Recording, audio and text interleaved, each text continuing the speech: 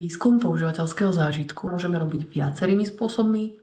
Buď sú to dotazníky, veľmi jednoduchý spôsob, ako získať informácie o používateľoch. Môžu sa použiť napríklad na zber informácií o demografických údajoch, potrebách používateľov, preferenciách, skúsenostiach s konkrétnym produktom alebo službou. Druhým spôsobom sú rozhovory. Sú to hlbší spôsob, ako získať informácie o používateľoch. Môžu sa použiť hlavne na pochopenie motivácií používateľov, získanie odpovedí na otázku, prečo to robia tak, ako robia, prečo robia presne túto úlohu, tento krok. Môžeme sa ich pýtať na názory na konkrétny produkt alebo službu, alebo ich skúsenosti s nejakou službou.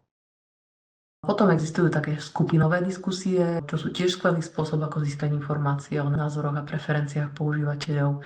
Môže sa tam diskutovať o konkrétnom produkte alebo službe, alebo sa môžu riešiť problémy s použiteľnosťou, získanie spätnej väzby, alebo návrh nejakého nového produktu a služby, ktorú môžete teda tým používateľom dať do rúk, aby si to vyskúšali, možno nejaký prototyp.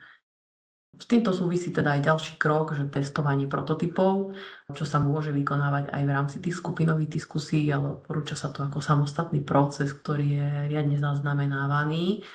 Je to skvelý spôsob, ako získať spätnú väzbu od tých používateľov o nejakom dizajne produktu alebo služby. Môže to byť aj rozpracovaný dizajn alebo nejaká malá časť interakcie. Prototypy sú teda nedokončené verzie produktu alebo služby a tieto sa vlastne používajú na to testovanie použiteľnosti a sledovanie tých reakcií používateľov a získanie ich spätnej väzby.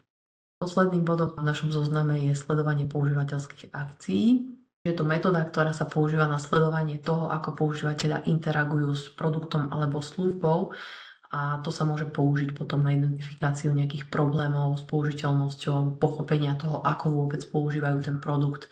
Sledovanie používateľských akcií sa väčšinou deje tak, že buď ten používateľ nahráva svoje akcie a pošle vám nejaké video, alebo teda mu nainštalujeme software, ktorý bude sledovať jeho kliky, jeho pohľady a tak ďalej.